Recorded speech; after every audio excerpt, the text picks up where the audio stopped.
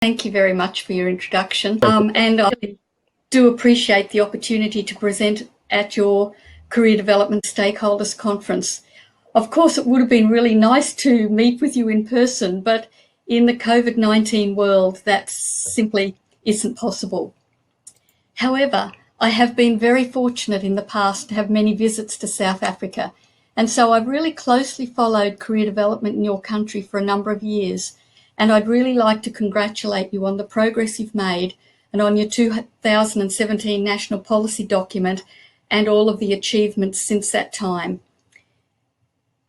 I was asked to speak to you on the theme of mobilising knowledge for career learning and career management. And when I was asked to present on this theme, I was given 3 guiding questions related to your conference that you can see on this slide. And as I read these questions, it occurred to me that the challenges that are posed in these questions are also challenges that many other countries have faced and are facing as they consider how to make career development fit for purpose in their own context.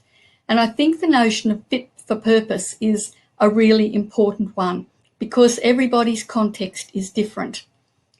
So, unlike some other countries where career development theory, research and practice has been established for some time to varying degrees, my perception is that South Africa has begun a little later than some countries, but I think that that's a really fortunate position to be in because, and I think that that's evidenced by the achievements you've made to date, because South Africa has the opportunity to write its own story of career development services and construct its own narrative of how to mobilise knowledge for career learning and management. But constructing a national narrative and mobilising knowledge for career learning and management in an international context where some really powerful narratives or master narratives already exist bring with it its own set of challenges. So I thought in my presentation, I would consider the theme of mobilising knowledge for career learning and management through the lenses of narrative and social justice. So narratives are the stories people tell. They're the stories we tell in our day-to-day lives. But narratives are also constructed in linguistic, cultural and historical contexts. So your career development story is being constructed in the cultural, linguistic and historical context of South Africa. But the master narrative of career development has been constructed in a Western, predominantly American and European context. And Ronald Sultana, who is a leader in our field in career development, comes from Malta, uses the term Euro-American master narratives. And he claims that these master narratives underpin what we understand by career development, what we understand are its core assumptions, and how it engages in practice with society. So these master narratives are very influential. But a problem with master narratives is that they make grand claims about knowledge that Ronald Sultana calls universalisms. For example, each theory has a particular view of career development, and very few have paid attention to context and culture. The language and practices attached to these theories are examples of universalism. For example, the term career itself has been criticised for its middle-class connotations, as has the notion that underpins career development, that all people will be able to choose a career and design a life that is meaningful. Career practice is founded largely on individual interviews. It emphasises personal variables such as personality, interests, values and abilities. It pays little attention to environmental and contextual variables, and it emphasises individual decision-making with little, if any, reference to collective decision-making. The master narrative of career development privileges these universalisms over what Ronald Sultana refers to as localisms and particularisms, which simply mean the uniqueness of particular contexts. So there's an underlying assumption in these universalisms that that practice will apply everywhere, that theory will apply everywhere in all contexts.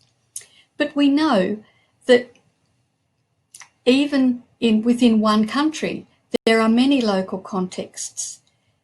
However, few, if any, of our career theories take serious account of localisms related to social, economic, and cultural factors in terms of time and place.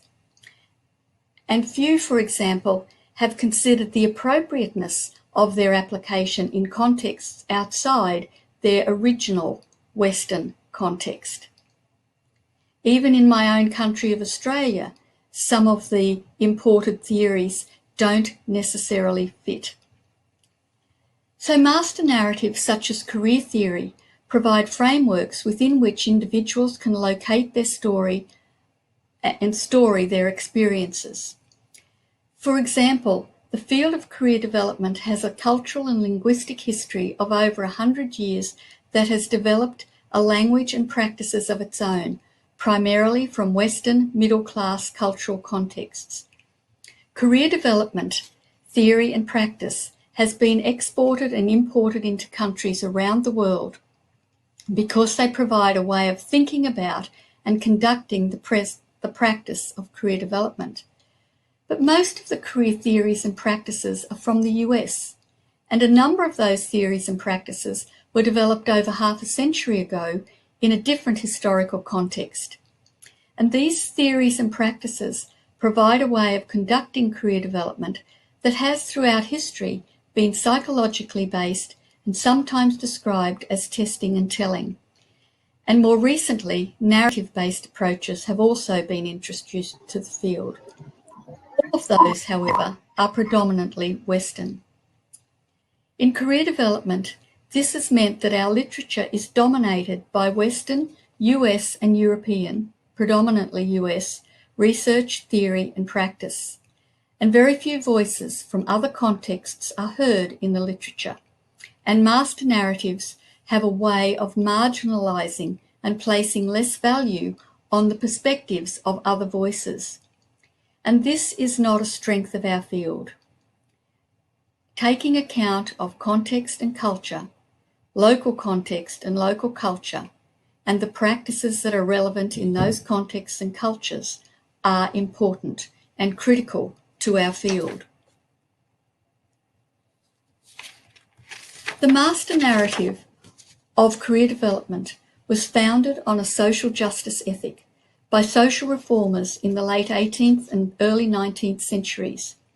They were trying to assist disadvantaged and disenfranchised people find work and therefore a better life in a world that was experiencing very rapid change as a result of the Industrial Revolution, a revolution with similar impacts on society to the revolution that we're experiencing now through technology.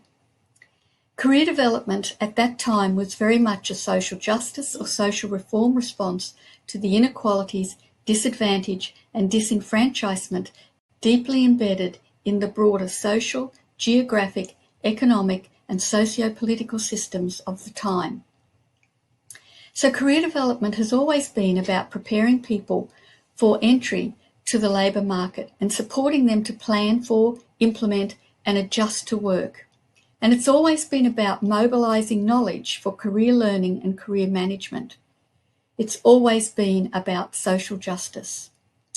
And I notice that social justice is also enshrined in your constitution and is mentioned in the preamble of your national policy document.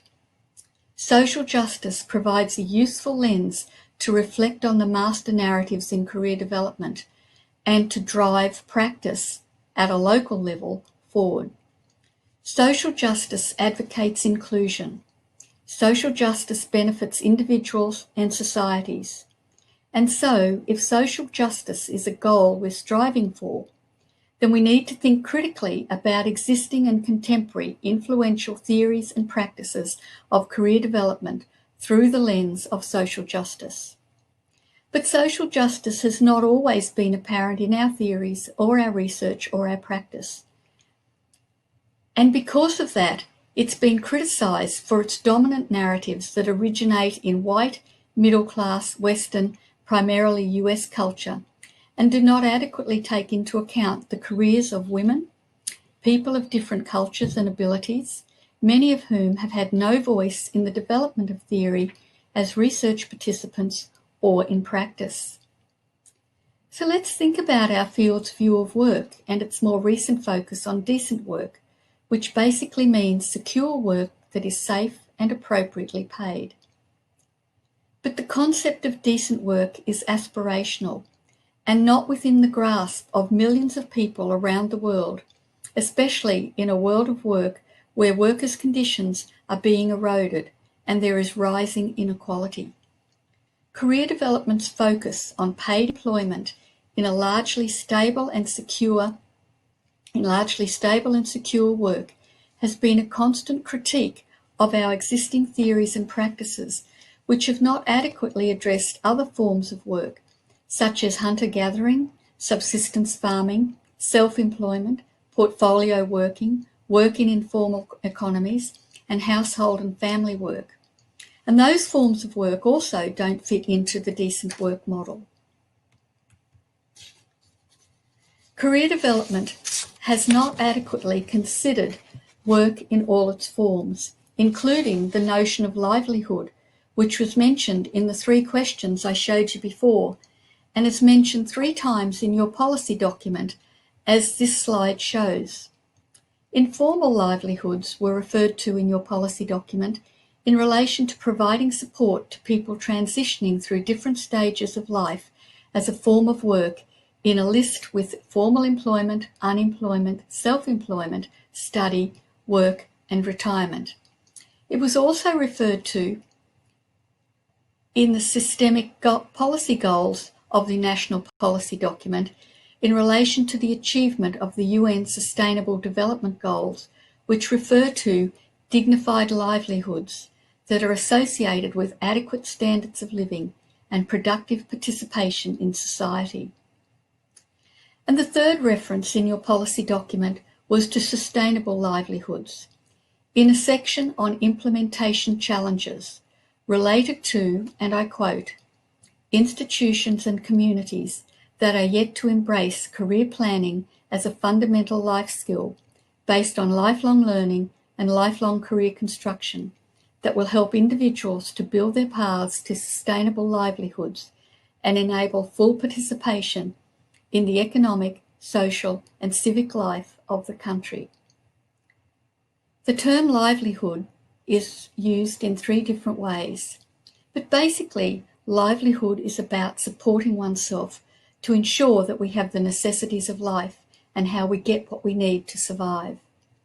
Livelihood, not career, is the reality for millions of people around the world, as Gideon, our next speaker, tells us in his own work. And that raises a question about how many people who have informal livelihoods would use or know the terms career or career development, or think about accessing services that are provided in those terms. So this brings us to social justice questions about the language we use in describing our field and the services we provide, and how we mobilise knowledge for career learning and career management in the multiple contexts of South Africa, and in the context of a master narrative about what career development is and how it is practiced.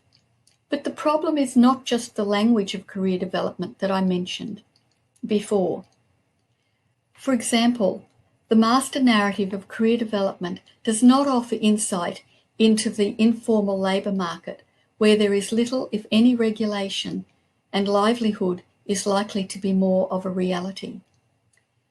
Questions can be asked about the master narrative of how career development is practiced and what it can potentially offer people and whether it is understood at local levels. For example, is career development and its associated practices such as career counselling well placed to assist people to find a sustainable livelihood in the informal economy, when its primary emphasis throughout its history has been on assisting people to find meaningful careers that are personally fulfilling?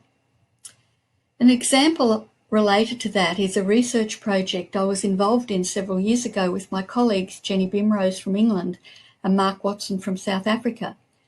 Researchers from 9 countries, including South Africa, interviewed 12 women from each country about their careers, and none of those women had accessed career development services, even though they had experienced periods of career transition where such services might be useful. So that raises the question of how we engage people in career development services, how we help them to understand what the services provide and how they might be helpful. So we need to think critically about the introduction of the master narrative of career development theory and practice into local contexts, especially if it is to be underpinned by social justice. A social justice lens provides a stimulus for considering local context. Ronald Sultana, who's done a lot of research in countries around the world, especially in the Mediterranean region, including North Africa, with cultures different from the Western origins of career development, says that localisms are more likely to be relevant and useful in response to the specificity of context. They are more likely to serve the interests of social justice. From a social justice perspective, we need to think about whose knowledge is privileged, which narrative counts when it is mobilised for career learning and career management. The master narrative of career development suggests knowledge singular, but knowledge is not singular. Knowledges, plural, offer a more inclusive way of thinking about career learning and career management, and allows for the inclusion of local knowledges. Even within one country, there can be many localisms and many different kinds of local knowledge. If we attend to localisms, as suggested by Ronald Sultana, we can begin to think differently about career development and potentially do it differently in ways that are more context appropriate. Even though there is a master narrative, from a social justice perspective, the local context needs to be prioritised, and knowledges that are context sensitive and context resonant generated. So this suggests a multi-pronged approach may be needed, and that was very evident in the little film clip at the start of your conference today about the different services and ways that you've been implementing career development in your country. And it means that a one-size-fits-all approach may not be appropriate in all local contexts. So with those thoughts on social justice in mind and the importance of localisms, I'll just go back one.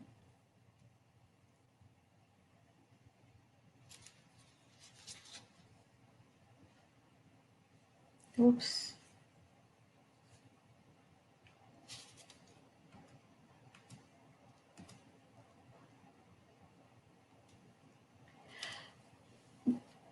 With that background on social justice in mind and the importance of localism and the notion that context matters, as the title of my presentation states, I was very pleased to find in this statement in your national policy document, which seems to suggest learning from the master narrative, but finding local solutions to the provision of career development services in South Africa.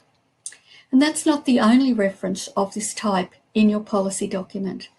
For example, I read that in 2009, when responsibility for career development services was given to the Minister of Higher Education and Training, The overarching objective was to establish national, comprehensive, integrated, differentiated career development services for the country. I also read in the policy document that the government is committed to promote, enhance, strengthen and develop people-centred career development services. And I also read in the program for this conference and previous sessions that you've had earlier, where you've had presentations from people from other settings about how they have localised career development. The references in your policy document to differentiated and people-centred career development services and their provision to all citizens suggests to me that social justice is at the forefront of your thinking, and it suggests a socially just approach to mobilising knowledge for career learning and career management. And this local approach is also likely to be sustainable into the future because it will have local relevance. So as I move towards the end of my presentation, I thought I'd give the last word to two of your eminent South African career development researchers and theorists, Mark Watson and Graham Stead, from their text, Career Psychology in the South African Context. Their comment, as you can see on this slide, supports the approach being taken in your national policy of learning from the master narrative and other settings, and then finding local solutions. But it goes further to emphasise both the contribution to knowledge at the local level of South Africa, but also the international contribution that the work you're doing can make from localising career development. So, thank you for the opportunity to speak with you today.